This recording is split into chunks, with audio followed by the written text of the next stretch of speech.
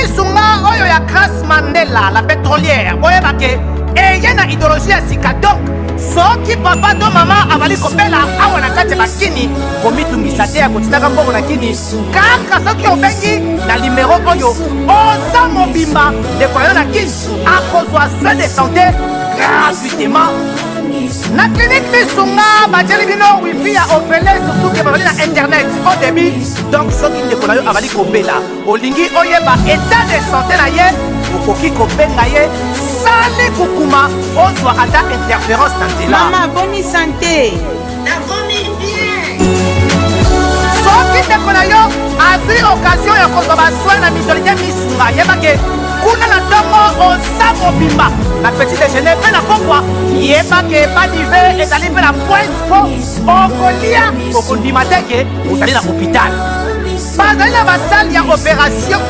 sans oublier test oculaire donc oza mobimba ke na mitole misunga ekosalaki misu na yo ezonga lokola na commencement na clinique misunga bazali mpe na dentiste minu ekozonga tumu pia misunga batretaka mpe katarak yebake okomona pepele ya mbetolo lokola kaka éclairage public ya New York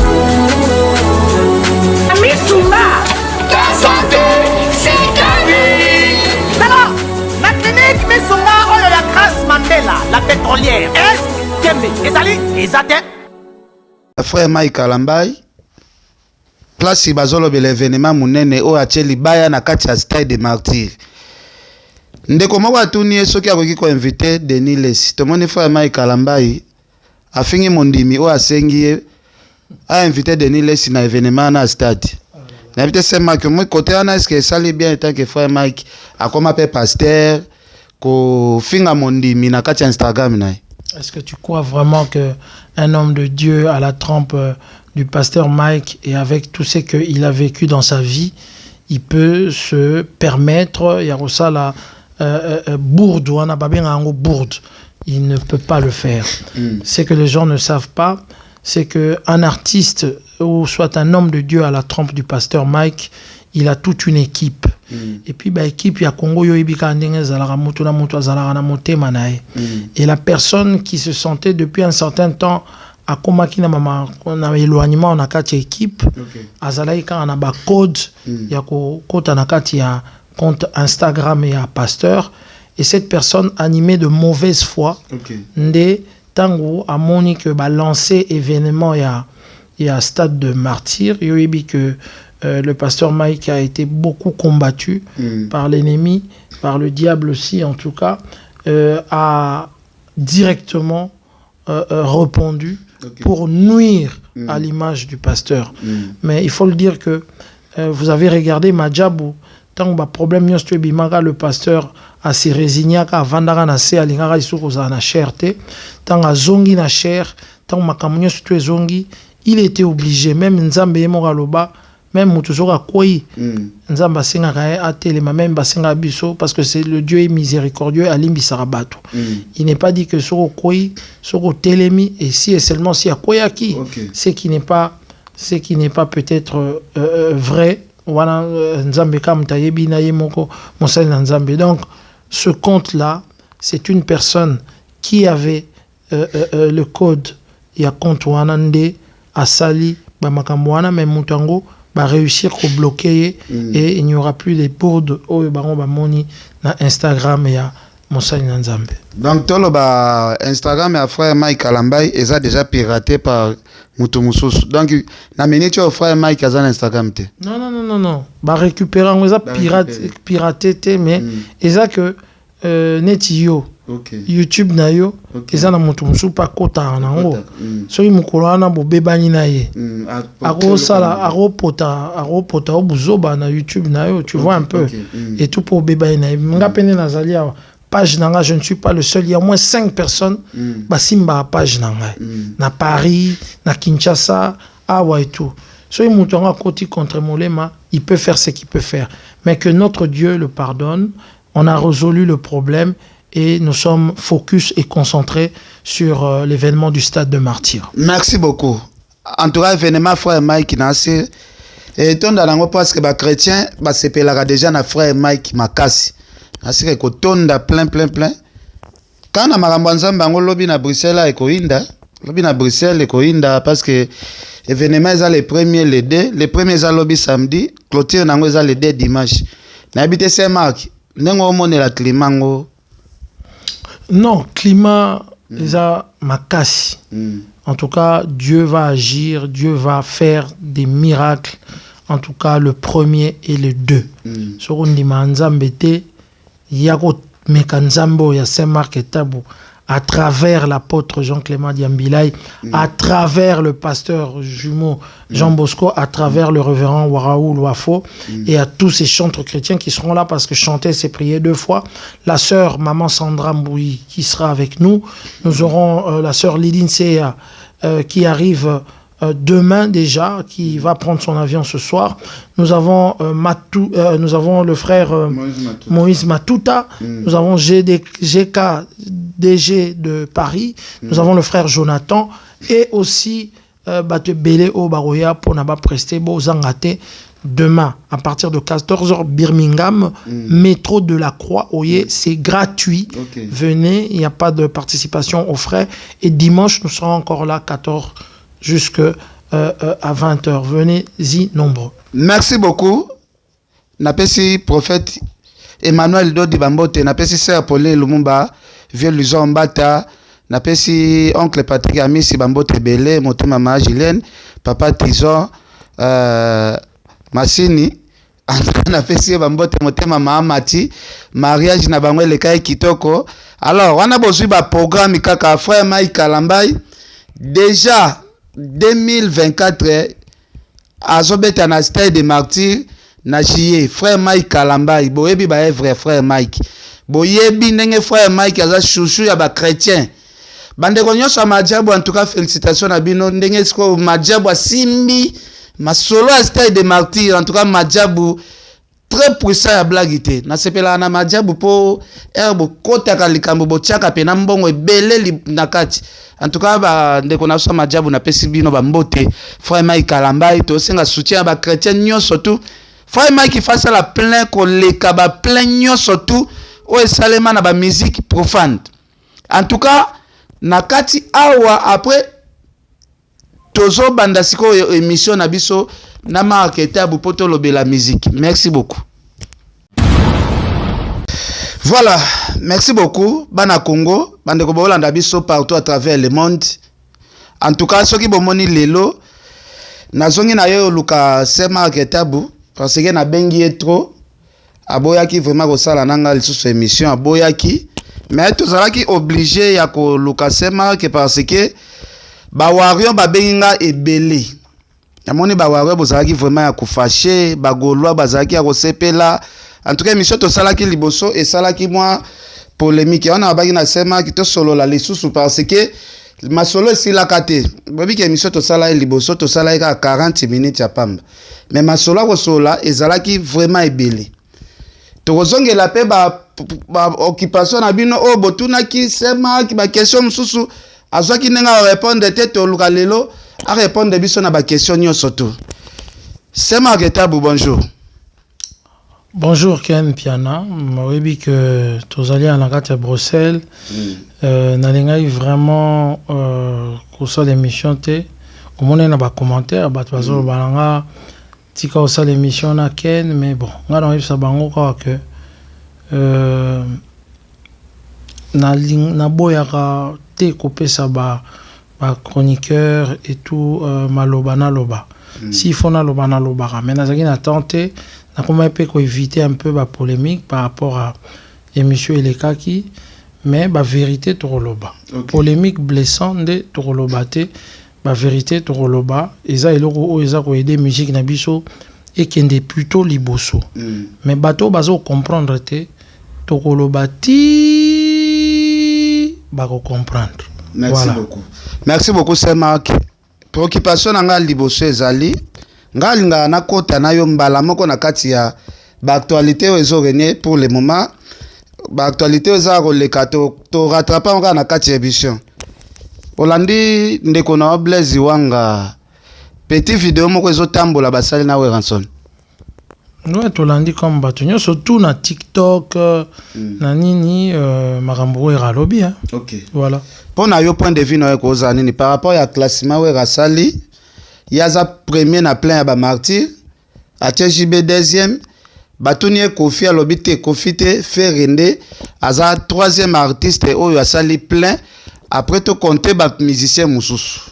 Est-ce que classement we ra ozo puyango ou est rasali sentiment na tant que faire moi na wing te so boyo ki bien question alobi batuni ka na critère plein mais so itobi to classer ba stade il faut pas que to classer on a critère plein c'est que to baby sa musique ya Congo musique à Congo beta mara pour na plein te to que na na culture à vie à lobaki to que na na plein après biloko msu to ko kota sima mais place il vient à lobby na moni ba commentaire eza ya marque na marque nga 5 point de vue na par rapport à classement we rasali wana nga point de vue nanga we ranson na lobby ezo ko engager we ranson vous comprenez nga isoki ba lobaki nango tuna nga question awa comme nazalaki na monaki ba stade o esalaki ba plein et que nazalaki na compteur te ya ko compter yango nazwa pe ba estimation te ya ba billetterie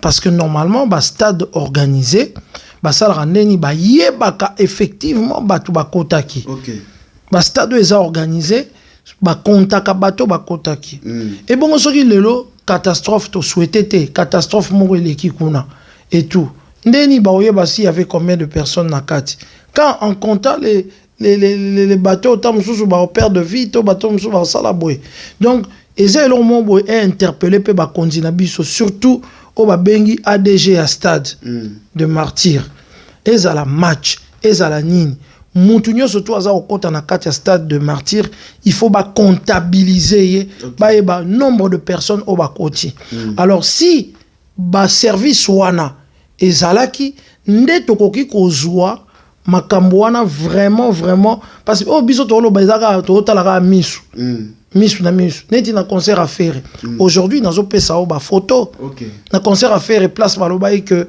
vide salimi na sima mais mutu na yebaki te que mutu asalaki musala wana ezalaki un ami que je connais bien Steve Konde il y avait des travaux na sima il y a Marquoir ezaki na ba travaux na sima ce qui fait que ba chaki ba soda ezalaki na ba nini na pesa ba photo il faut chango na ba photo ezalaki na ba marquoir mususu ezalaki na se yango ba chaki ba soda côté wana que mutu a poussa na te po mutu pe akokai ko yiba ba musala wana marquoir nanu esilité la même personne o chaki ba écran wana yende petan ba kutani na stade c'est la même personne oyo ba sepelaki na musala na marquoir o cha na stade nde a chaki 100 mètres carrés il y a ba écran oyo monaki na podium ya zana sisa écran oyo monaki na podium ya Ferré comme on a bango Media Match ya Steve Konde bango basalaki ba écran podium na écran bo mona Marquoir wana ya stade de martyr écouté plus d'1 million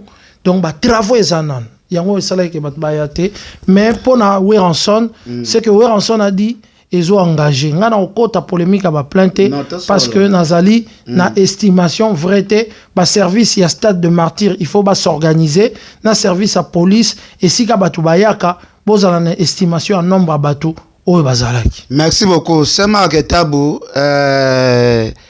yo za parmi bato yo omona wenge ndenge ezobeta ba stade surtout ya kala ya Wera ya JB oko expliquer biso nde nini bazala beta ba stade na bango na période na bango ezala le kandenge nini po bato mso ba la biso lisolo netinga grand frère moko asomba mulangi ya premise ba pesi e billet akabela kanga na habité est-ce que ba stade faire na fali ba beti to ko comparer ngona ya ba jibe na ba Wera o ba beta kala mais o ebike na o ebiso lo mo tam so choqué ba stade oyo ba faire na ba fali ba beti eza ba stade oyo ezalaki perméable makasi koleka ba stade oyo ya ba Wera et tout et voilà mais na mona nze moment ba yembaki Lucifer afungoli mati, afungoli ba porte pour afungoli porte ya ofele. Tu vois un peu, tout le monde a peu balaxi ba image, porte fungwami ba okota. Porte affaire ba porte fungwamaki. Porte affaire était dans beta porte ya wera.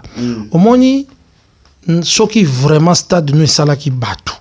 Et comme à un moment mon boye intoxication comme une porte batu bazoluka bakota bazana babiller na bango mais ko kote et comme il passe parce que ba umeli na moi et comme ko lembisa bango du coup hermo boye et comme ko sala neti babani ko pousser ba soda soki bazonga na zolo baka ya ferete et yaka même na wenge omoni wenge oto beta ki liboso wera yana population pe na ba boka porte yo kanano omoni wenge o liboso to connecta ki problème wana que hermo pena étouffement basoda bazotindika bato bazobeta bafimbu bazosala nini ezotindika tindika bato esali nini batindiki quelques soda basoda balâche moi porte bakoti après baye bazongisi bakangi porte et tout esalemi mais nga namonaki awa tango concert ya ndeko fali ebetaki bato mosusu balobaki mpe bazalaki na raison papa moni stade de martyr wana chano mpe ofele osali mpiaka so batu balingi yote. Le problème est que batu wana bazaki na posa oya baki na posa ofelete to ya mbongo te. To mona batu belé basala ba meeting to ba makambo belé ba chepe ba orchestre ebeta bo ya ofele batu bayete. To mona akutu mo batu politique bango kutu ya ofelete. Bango oleza ofele bango ba ofuta kutu na batu mais batu batondicité. Ngana opesa félicitations na artiste na biso nyonso oyo ba buka ki stade ba retourna ki stade parce que stade wana ken yo kende loba ke ngana uti poto ken na telemi wana stade eza ofele batu ba ya ba koyati. Merci beaucoup. Merci beaucoup. Alors c'est moi qui te monaki na ba image administrateur ya stade apesa fali félicitations lobi depuis ba stade de Betama na Congo stade moko te e refula batu ke batu ba na place ya okota te mais baza ebele libanda batika libanda bakoti te po place eza lisusu ezaka stade ya fale popa ba stade nyonso to monaka wa sali plein te batu nyonso tu bazwaka place na kati mais stade refula batu eza stade ya fale mais lelo kota la comparaison oyo wera ake kosala liste na ye ake kosala ya classement epesi mwa polémique balobi wera asala plein na martyr na ye batu tu bakota mais a fallu zaki plein batu msumu wa place au côté zate batu batikala libanda ba vidéo ba image ezali n'habite par rapport à bato yo bazo sala lelo comparaison que wera aboyi ko placer stade ya Fali na deuxième position ezara ki mutema mabe ezande ndenge ye moko aloba cultiver la haine est-ce que ko sala par rapport na yango te non mais yo mtozoloba yo mtozalaki na stade ya Fali nga nazalaki na Kinshasa mais nazalaki na katite yo zoloba ezo engagé yo que plein zaki libanda que plein nga na oya te pona boya yo zoloba mais ngai nazalaki pe na stade ya Wera na monaki monaki so bolingi bomuyoka bien boyoka na ba neti na ba stade ba JB boyoka bato baza ko sa ba animateur a série wana o bazaki na podium boyoka na stade JB o alataki pembe bato bazoloba eza ngai ngani nazalaki maître de cérémonie ngai Francis Kakonde nani susu bakamango et tout banim so boyoki eloko awera wana ezaki belé bato belé boyoka voir Popol Mukelenge et tout et voilà donc bisonde mutu ozaki ba maître de cérémonie à stade wana to ebike ba stade wana et bukama penda et sala pena ba plein à danger mais classement oyo via sali bozongela ebo luka ebo tuna vie pourquoi na classement wana oche kufite Oche Falite, est-ce que quand 120, 12 ou 24, il y a des gens qui répondent rapidement. Merci beaucoup. Alors, tu vas continuer. Tu as dit que la série à Bastade, tu as dit que tu as dit que Charlie Prince Azar aussi, il y a une affaire qui va passer un moment difficile ensemble. Mais comme un moment bisengo, moment de projet stade, faire à l'okina eba Laura Tendance, faire à l'okina eba Blaise Wanga. Alors, tu n'as pas capacité nini oyo ba Blaise Wanga na ba Laura Tendance bazana ngo ya koleka oyo fere aki on négliger na suka parce que alobi Blaise wanga musala moko malonga wa asali o ya kokosala te ezate na yebi tolandaki ndeko na Charlie Prince te ba popa zoloba. Non, Charlie je l'aime bien, la respecte bien, mais je crois qu'on ne peut pas dire ça de nos collègues. Moni na média na biso Laura sala tanai. OK. Tangayaka ti moni aya poto wana makambo simpo makambo simbaka. Asali tanaye, elle a fait aussi un grand travail Laura Tendance. Laura Tendance a sali un grand travail na proximité. OK. Ce total travail on a salaki na wenge na popola salaki na Laura salaki na des blessures kokanité mutu na mutu sali un grand travail na un grand travail en au mona andeni na résultat o ebimi. Donc c'est que quelque part ils ont fait un grand travail.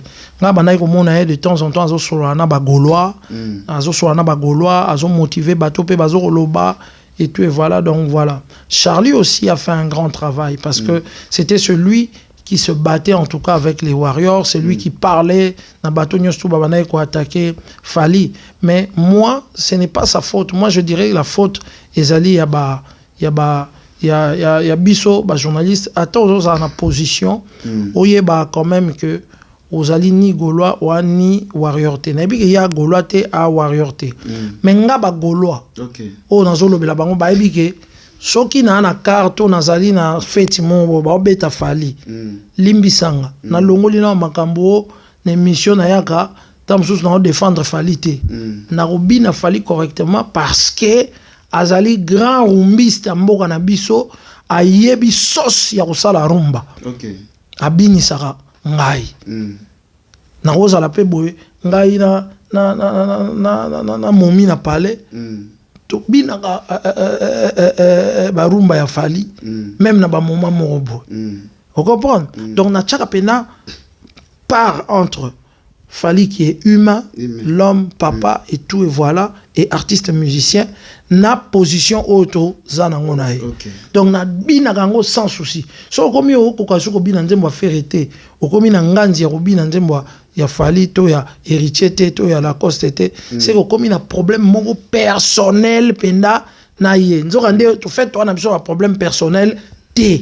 Donc il faut nganzi yango ezana ba limite moko plutôt professionnel que babilo mususu. Donc moi je crois que il faudra je crois ezali que asirité moi muke na incompréhension ana mais ngana on conseiller atika oleka na télévision faire azaki mutunaye et tout banini bien que makamoni sali a reprocher ou akoki ko reprocher na oka ki sur likamsusu soka lobi ya Willy Dumbu OK o bazwaki animateur ya Côte d'Ivoire pambate. Mais moi je crois que Charlie soki bazwaki Willy Dumbu même nanga na monaki intérêt à rejoindre Willy Dumbu. OK je vais vous expliquer.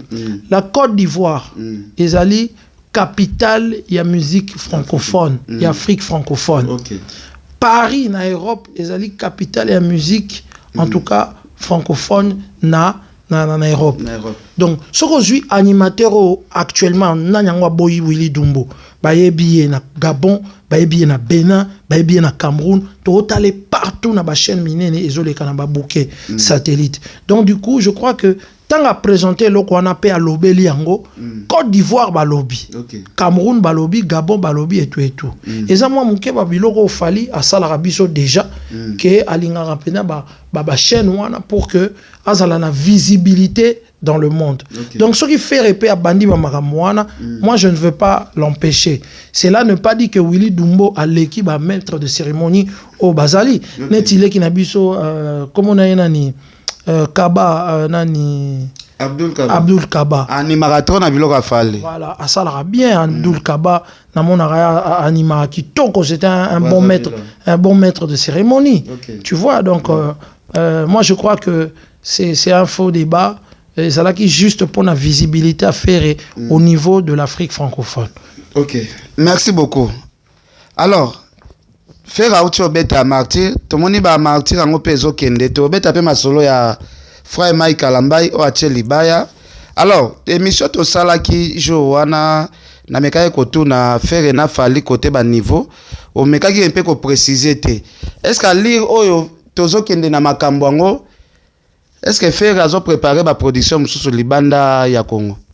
Je crois que mon Pepo et continue sa carrière à faire équipe naïka, il ne peut que profiter pour que Basala profiter na mon Peperango ba lo barande ni au moni tam zo pelisa alimete zo zoate mais so ya moto peli alimete zui mbala moko il faut obatela mwa moto wana po esa nini etumba koni koni esa nini ebelisa biloko ndenge balobaka mafuta ntaba balia yango na nini tango ya moto lokwa mafuta ntaba ezui soupe wana yana moto il faut pena balia yango correctement to alimete wana lokwa epeli moto et tout babatela yango makasi pour que moto yango e continue moto yango e continue to moni faire apekisi ba musicien ba porte-parole batika ba émission polémique ya kofinga ba collègues ne ba artistes et musiciens mais tout le monde c'est comme si moto moko epeli entre héritier na Ferry parce que ba bureau ya Ferry bakenda ko dénigrer héritier watana beke héritier salaki makambo ya ko welisa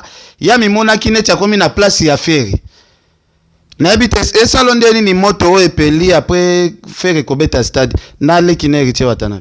En tout cas, na tuna ki ba question et pas ndeko nanga l'aura tendance ndeko na biso trésor congolo akenda ki en tout cas équipe na yebakite. OK. Maramba lobaki équipe na ya faire sepeli na ngopete.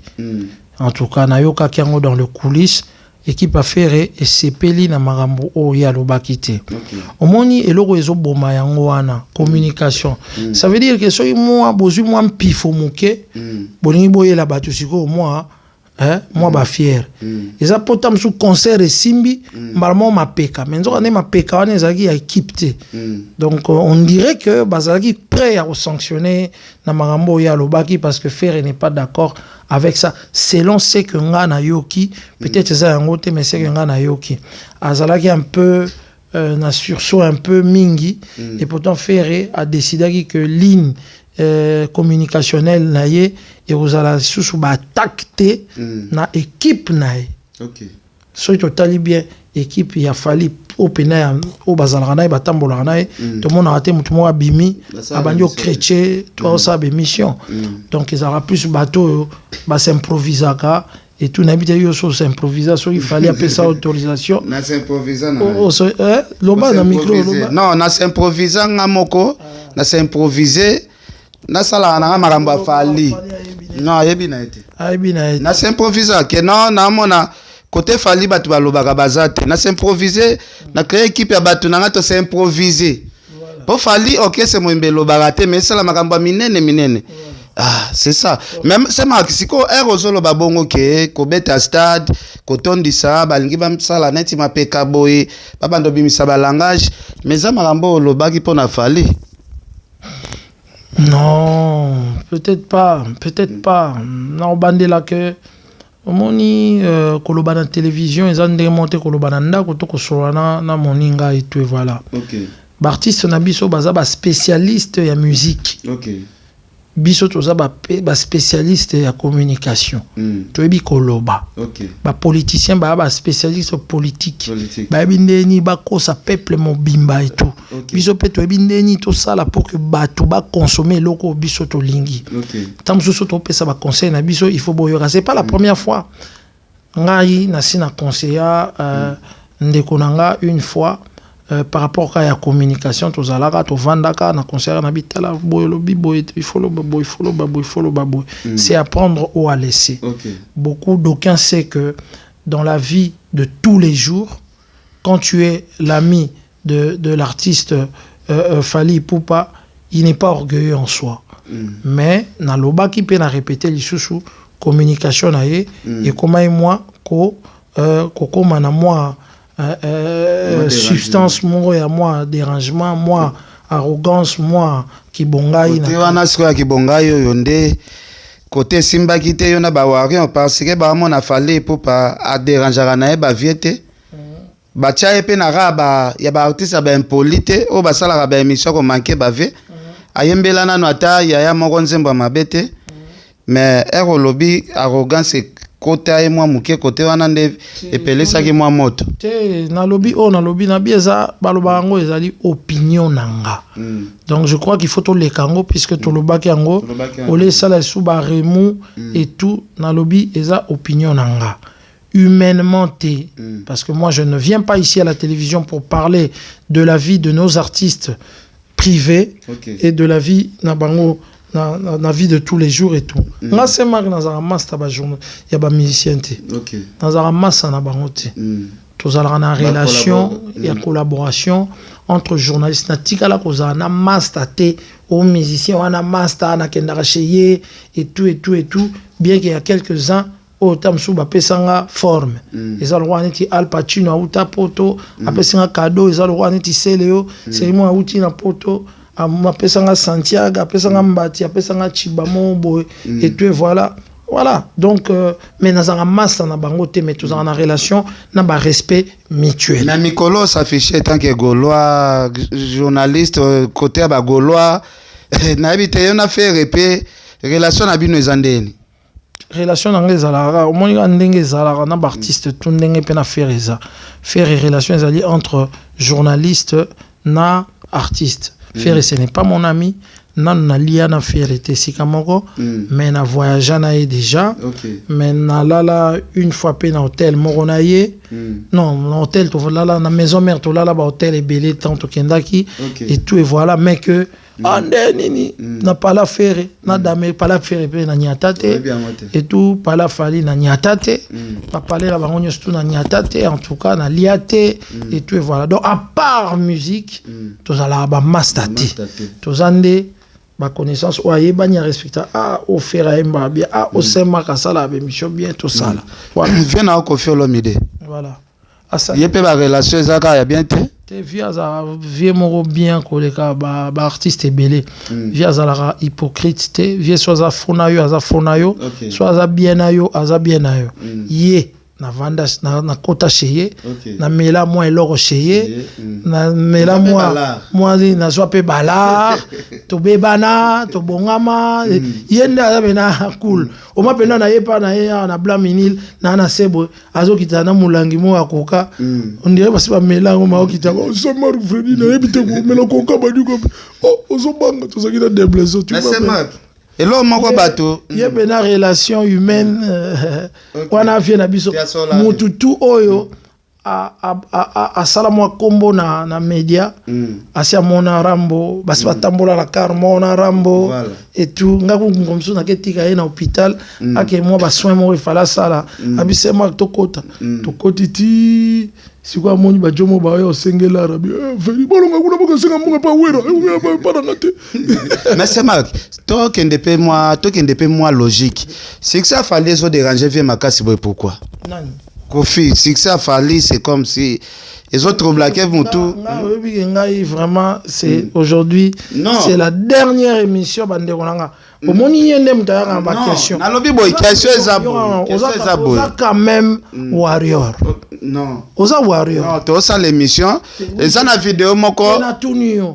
Oyebi ke place oyo émission na opito pale awa na chaîne na yo awa. Batu mingi balandango baza ba warrior. Koluka te oyaka ko exposer nga awa. Pour na plaisir et tout et voilà. Tozana makambe belé ya vidéo moko ya Laurent Sokoko alobaki pona Fali. Alobi Fali bazwa na quartier la tête en que danseur. Mutu bazwa na quartier la tête en que chanteur eza faire. Après si faire merci nenga corriger danseur wana. Laurent Sokoko bazala na kofi partout.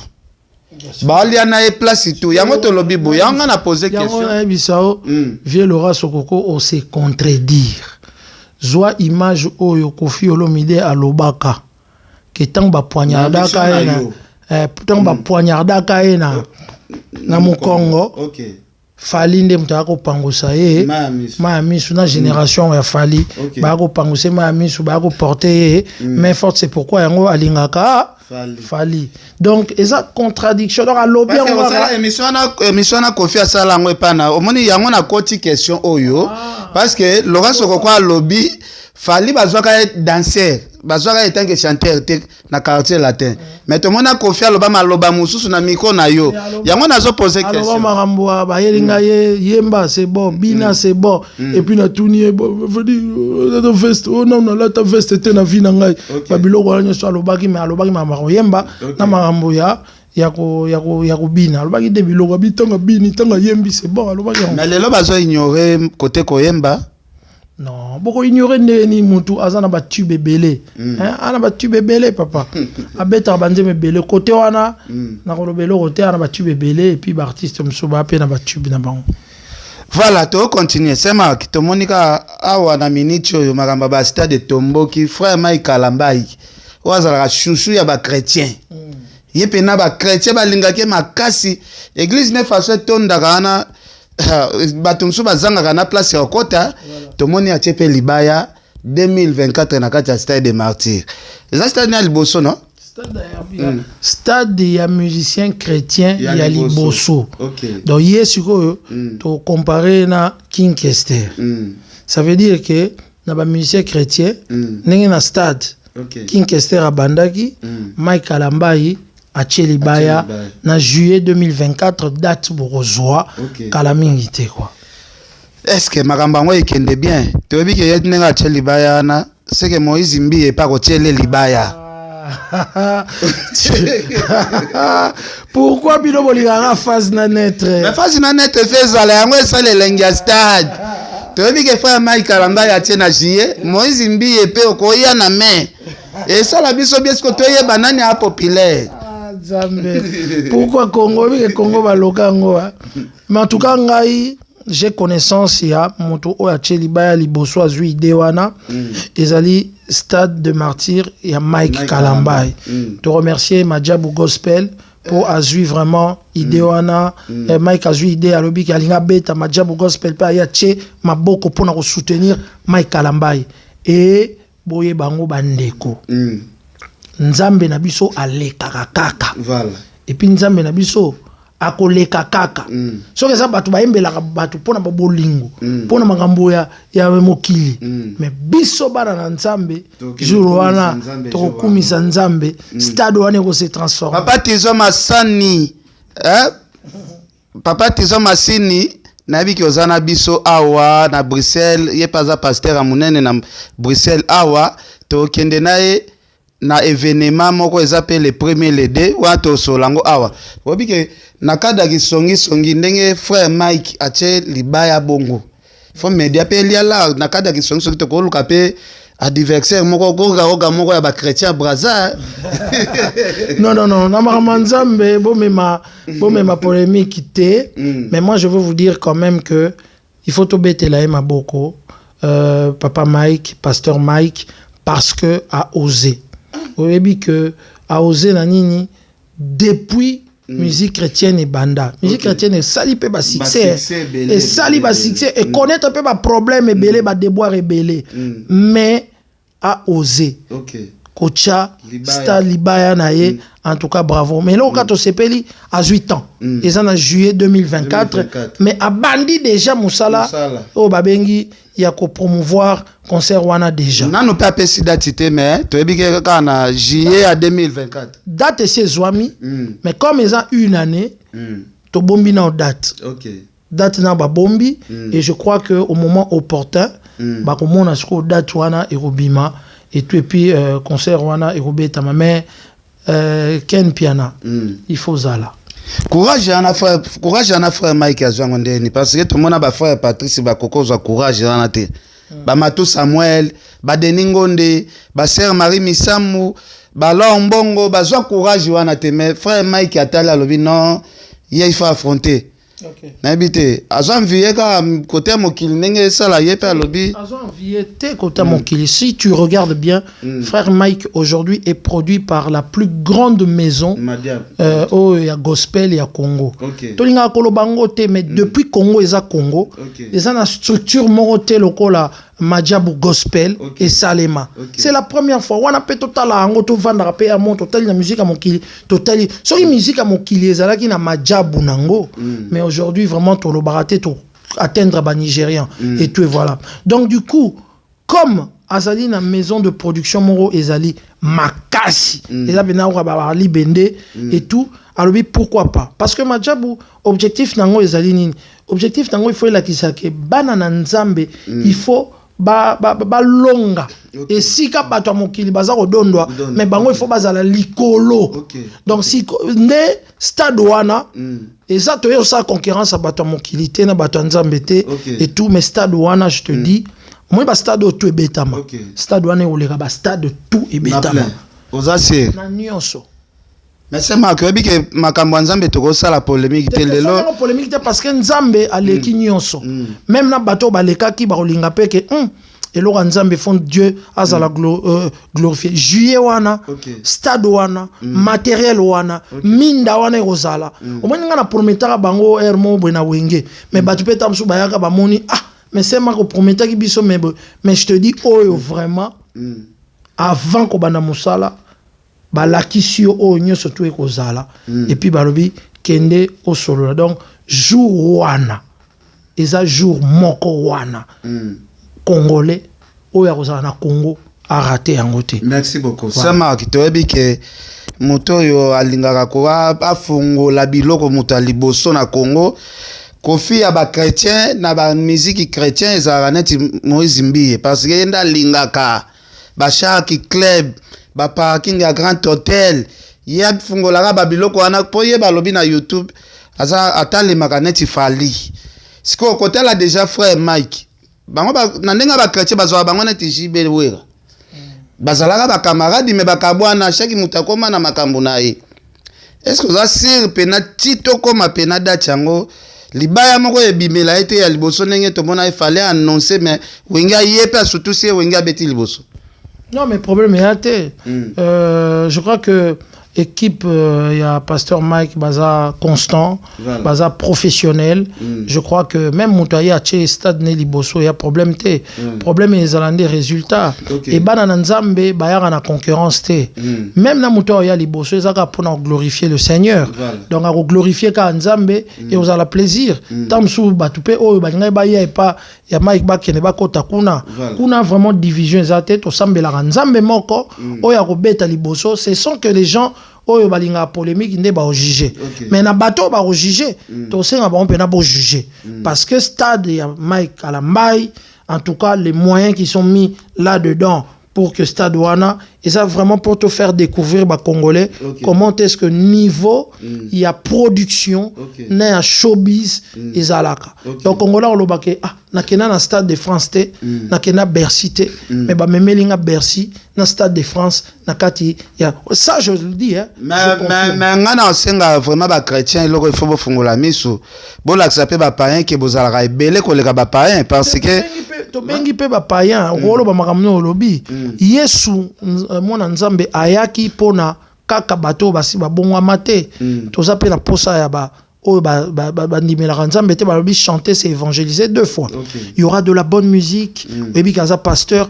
il va vraiment chanter des chansons les gens seront touchés et puis chorégraphie spectacle et tout joana na banda bomona na ba ange ba ruta pena likolo ba kiti tout le monde héritier wa Tanabe azo annoncer biso deuxième martyr nae na bosani date ya balobi ka mwa oto okota oyo abeta deuxième martyr est-ce que idée héritier azo ya abeta deuxième martyr ça idée bien ou ça faux idée ya faux idée te jibe na oyo abeta combien de fois à 3 fois ouais bah ouais 3 fois tam suis ali makila wenge alinga zonga sur une deuxième fois et tout vous allez bien mais cette fois-ci to senga na que azo temps à organiser en gros bien et puis à beta et tout donc mikolo stade et comme ce moninga moko beti zwa temps pour yebi biloko nini atiki na stade te tika na biloko wana et kauka to et après yoye pour y a peu mango bout beaucoup de biloko non héritier pas appeler ça la raison stade na ye et simba raté pour jour en ezalaka Noël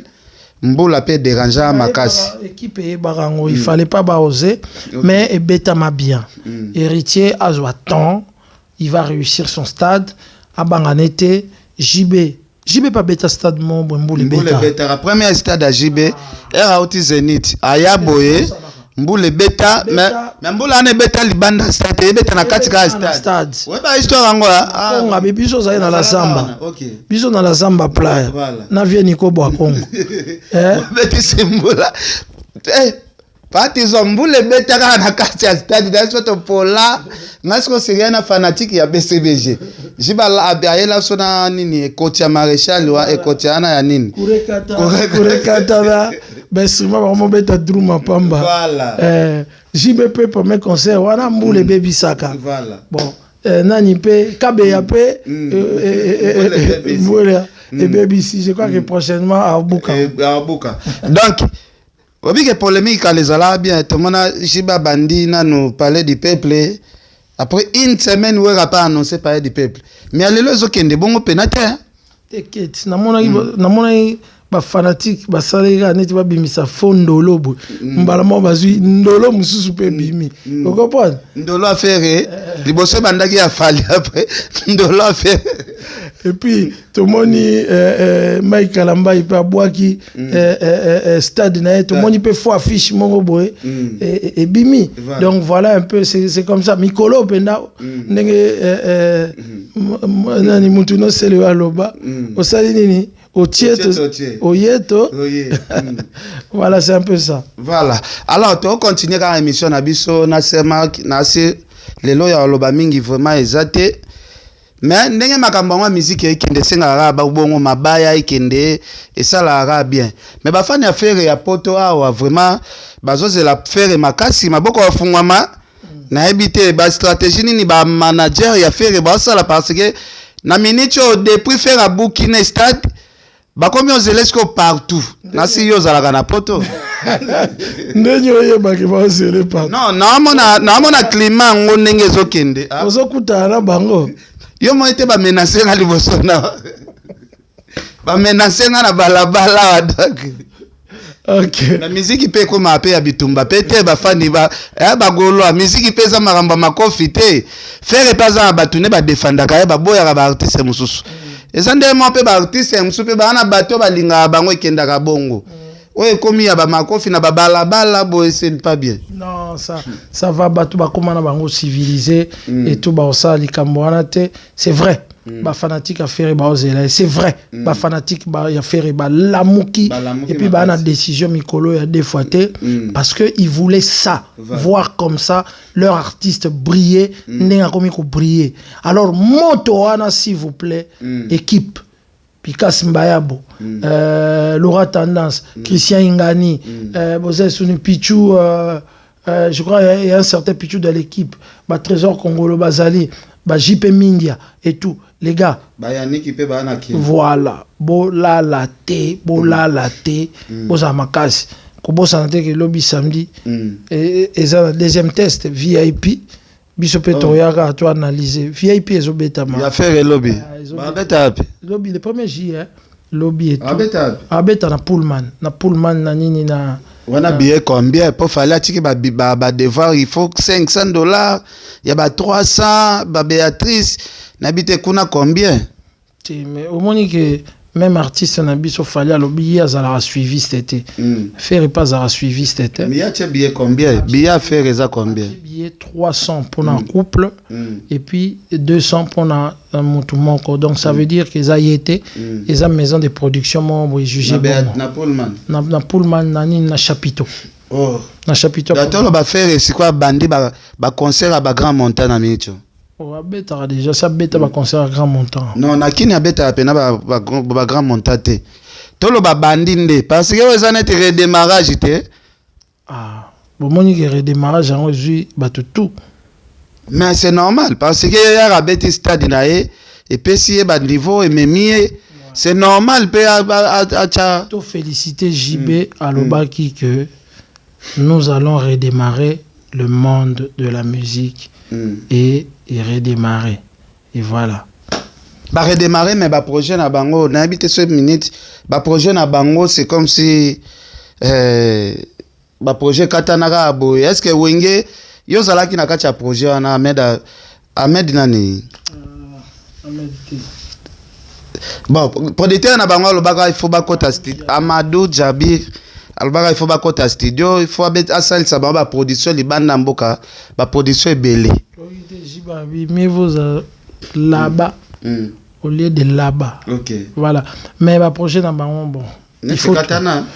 En tout cas, Katana. Et Katana, il continue à te raison de éviter.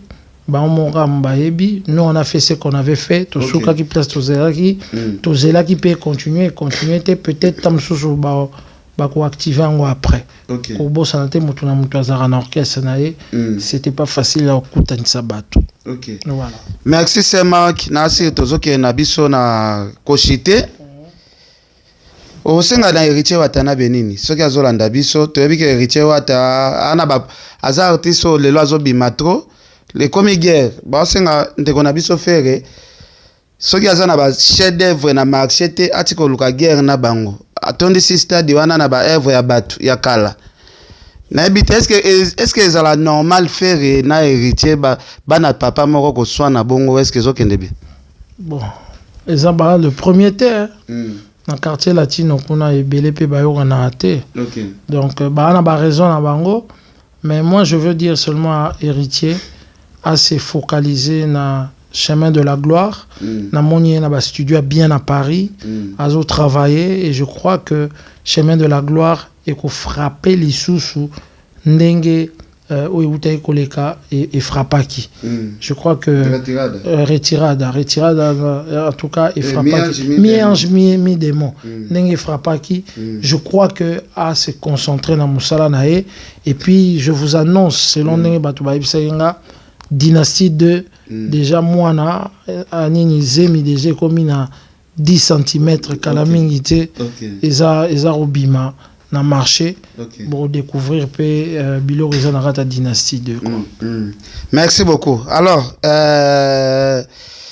tomoni bande ko bagoloa ba forcer faire que non banda bimisa biloko parce que marché comment qui beaucoup plus il fallait parce que lelo banzembo ebeta na ba fête ba mede ba nini falinde mutazo lelisa pena batu. Tout le monde dynastie wana fait asali mélange ya ba idée na ba collègue na wenge musique maison mère. Est-ce que rumbe zonga so elengi soki dynastie wana bim? Rumbe zala de wana elengi.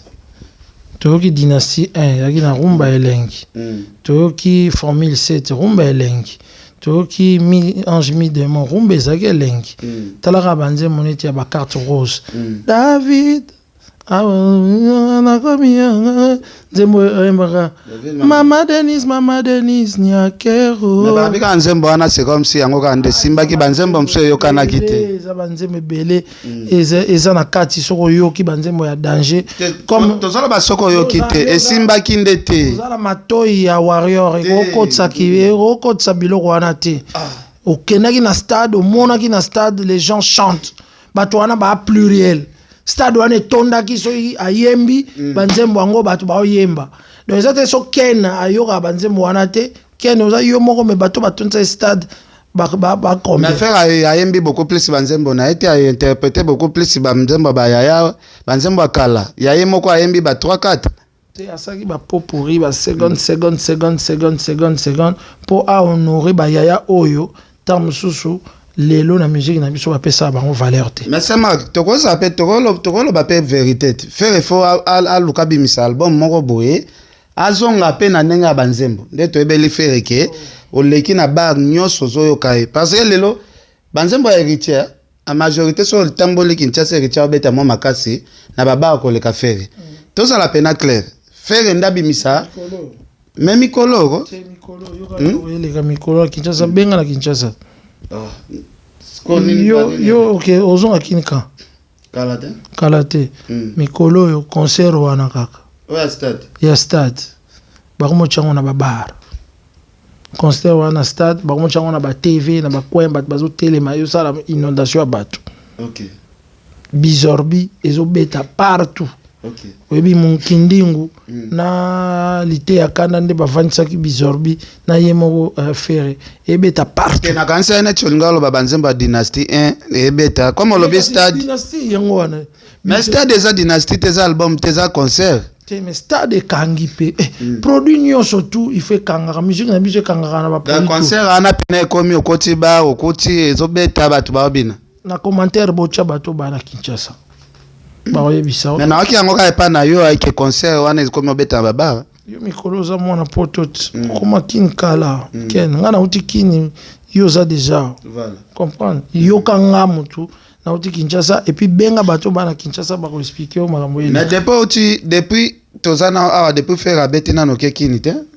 Mais na ça trop na lobi nga parler makambo tu na kini tout na bengaka mais tout mona yonde na bi eza mauvaise volonté ya ki warrior na yo nde olingo accepter te nga comme naza ni golwa ni warrior ni ngando bato la coste ni ngando ni spiritas ni baange ya bina filé et tout donc du coup naza vraiment ouvert et puis voilà album abina filé net tout e marché penate na habité na kini soki ezobeta ben na habité c'est moi qui te comme na suka en tout cas na pesa non mais il faut te lobela makambo ya église les premiers les deux za kala mingte te okuta na ba chrétien est-ce que kuna oboyo zomiko pour les premiers les deux déjà non te ça la pe bilan ya événement munene oyo bana nzambe ba osangana awa na salo ba mngana en tout cas samedi émission ekota lelo ka non sikoka en tout cas lobby samedi en tout cas boya belé le premier à partir à 14h boya ta Moïse Matuta Zalina Biso Sœur Sandra Zalina Biso Lidine Seya Zalina Biso ba GKD il y a Paris ba jeune wana mabeta kitoko ba Zalina Biso Jonathan Azalina Biso et puis chanteuse moi ivoirienne Azana Biso Tozalana apôtre Jean-Clément Diambila, il y a révérend Raoul Ouafo, na le pasteur jumeau, le prophète Oba Bengaka, bande konangai, montoirana vision, Yemoko Jean Bosco Kankou, le pasteur jumeau de Bruxelles, hier Rosalawana, Ken Piana Rosalawana, boya otala, ndenge Ken Piana asambela tobike prophète Emmanuel Dodi, o azali kuna na Kinshasa, asia délivra épée. Aza osambela pona ye kala mingi te kena o kam sabina zo ya Kinshasa to pesi prophète mbote biso pe tozo luka ba miracle kaka e continuer na vie na biso et tout donc boya ebele to sambela nzambe lobi samedi na dimanche. Merci beaucoup. Tozala wana lobi samedi dimanche en tout cas tozala wana pena na prière et ça la biso bien Joël Salambi na pesi mbote na pesi pasteur Tison bambote belé en tout cas oncle Patrick Amisi. Non, pas ça. Félicitations. Félicitations. Félicitations. Il y a postéo dans le juge. Ah, postéo, je suis dans ma majabu. Mais kuna mbongo ebi marafort, hein? C'est ça que mbongo te kuna ezali boyambi. OK. Ezali sika moko ya mbongo te eza que quelque part okuta na batu moko oyo ozo sentir que ce sont des gens qui craignent Dieu. OK. Et celui qui craint Dieu, quand il donne du travail à quelqu'un, il respecte aussi les engagements ou à Nakatia Motu. Je remercie encore le pasteur Mike Kalambai, la confiance à Sali et Panangai. Vu Bamusalo Otosalaka, à Talakibi Saint-Marc, j'étais observé depuis longtemps et je crois que pour le stade de martyr, tu es la personne, en tout cas, Oyo. À la communication nanga numéro 1 et tu voilà mengasko comme on a remonté ma polele na bengi bino nyonso tout o balingi ba contacter nga poto banda travail wana bo banda déjà ko benganga et tout to banda travail wana bo binde to travailler na wenge to za transparent to travailler na remercier aussi Popol Mukelenge pour arozalana bisope na musala wana. Na remercier ba Frank Stemay, na remercier ba Prince Bakali, ba yo, na remercier Lité Akanda, na remercier ba ze belé ba tout ba fifisi wa ba tout na biki bozala pona tout pousser à ce que événement wana ya pasteur Mike Kalambai bien. Celui qui a osé en tout cas pour nzambe na ya pesi makasi ya ko fungola stade wana to fungola ngo convenablement. Merci beaucoup. Merci. Merci.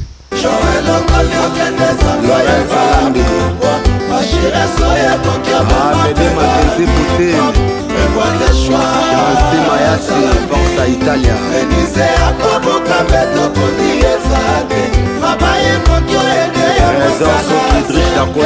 n'ai pas le choix. Je n'ai pas le choix. Joël Okolia Kene Sokoye héritier double part. Prévois tes choix. Eric Makaka Masele Irese